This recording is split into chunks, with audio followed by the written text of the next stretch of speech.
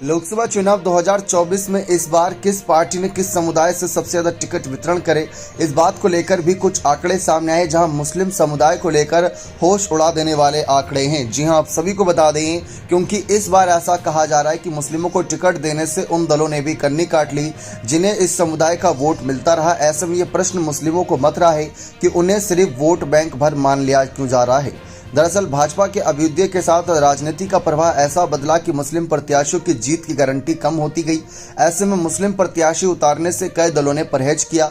कांग्रेस, सपा, तृणमूल, राजद, बसपा, रांगपा एवं वाम दलों ने पिछली बार कुल मिलाकर 115 मुस्लिमों को प्रत्याशी बनाया था।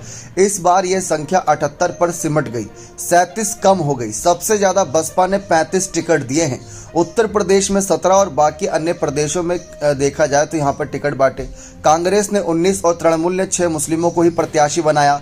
आबादी के अनुसार हिस्सेदारी का नारा देने वाले लालू प्रसाद ने भी अनदेखी की। बिहार में मुस्लिमों की 17.70% आबादी है, जबकि उत्तर प्रदेश में करीब 20% आबादी है। फिर भी अगर हम देखें तो लालू यादव की पार्टी की हम बात करें तो बिहार में उन्होंने सिर्फ 2 टिकट दिए हैं। लालू को पता था कि राजद को मुस्लिम वोट तभी मिलेगा जब उन्हें हिंदुओं का समर्थन मिलेगा। मुसलमानों को जब लगेगा कि राजद के पास हिंदू का समर्थन नहीं है तो वे ओवैसी की पार्टी के साथ खड़े हो सकते हैं। ऐसे में लालू ने टिकटों में मुस्लिमों की हिस्सेदारी घटाकर यादवों की बढ़ा दी। भाजपा ने सिर्फ केरल में 1 मुस्लिम प्रत्याशी दिया। उसके सहयोगी जदयू ने भी 1 मुस्लिम को टिकट थमाकर अपने समाजवादी आईने को साफ कर दिया। राजनीतिक विश्लेषक अभय कुमार इस वोट तंत्र की कड़वी सच्चाई मानते हैं। उनका कहना है कि मुस्लिमों को कोई संतुष्ट करने का वादा करके उन्हें अपना बताता है तो कोई अल्पसंख्यक होने का डर दिखाकर हित रक्षक होने का दावा करता है। भाजपा भी अपनी लाइन के विपरीत मानकर उन्हें अक्सर कटघरे में ही खड़ा करते दिखाई देती है। ऐसे में साफ है कि लोकतंत्र की लड़ाई जब चरम पर पहुंचने लगती है तो मुस्लिम मुद्दा अन्य सभी मुद्दों पर भारी पड़ता है। सवाल ये बहुत बड़ा है। देखा जाए तो पिछले 3 चुनावों से भाजपा का व्यापक होता जनाधार मुसलमानों के लिए चिंता का विषय है।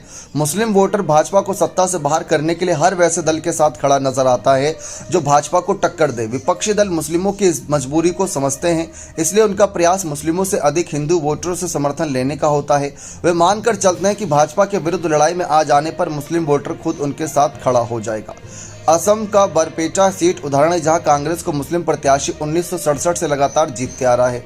अब जिस तरीके से हिंदू वोट खिसकने का भी एक डर रहता है, लेकिन फिलहाल हम बात करें तो मतलब बसपा की रणनीति अलग रही। बहुजन समाज पार्टी शुरुआत से ही मुस्लिमों को, चाहे विधानसभा चुनाव रहा हो चाहे नगर निकाय चुनाव रहा हो, हर तरफ उन्होंने मुस्लिमों को आगे किया है। लोकसभा चुनाव के पहले 2 चरणों तक सब कुछ सामान्य था। इसी बीच कांग्रेस नेता सलमान खुर्शीद की भतीजी मारिया आलम ने 29 अप्रैल को उत्तर प्रदेश की एक जनसभा में भाजपा के विरुद्ध वोट जिहाद की अपील की तो मुस्लिम फैक्टर का तब प्रवेश हुआ था। रही सही कसर 7 मई को राजद प्रमुख लालू प्रसाद ने पूरी कर दी थी। उन्होंने मुस्लिमों को आरक्षण का हकदार बताकर अन्य मुद्दों को हाशिए पर ढकेल दिया। इसके बाद चुनाव प्रचार की दिशा और भाषा ही बदल गई। भाजपा भी चुपचाप नहीं रही, विजय के सारे मंत्र पोथी से बाहर आने लगे। लेकिन अब सवाल यह है कि इस बार मुस्लिमों ने किसका साथ दिया। पिछले कुछ आंकड़े इस बात की गवाही देते हैं कि उत्तर प्रदेश में समाजवादी पार्टी को मुस्लिम वोट बैंक एक तरफा मिला है। इस बात को मायावती ने खुद स्वीकार करते हुए मंच से अखिलेश यादव पर आरोप लगाया था कि मुस्लिमों ने इनको एक तरफा वोट दिया, लेकिन जब इनकी सरकार बनी या सत्ता में आए तो इन्होंने कभी भी उनके लिए कोई बड़ा ऐसा कदम नहीं उठाया, कोई ठोस कदम नहीं उठाया।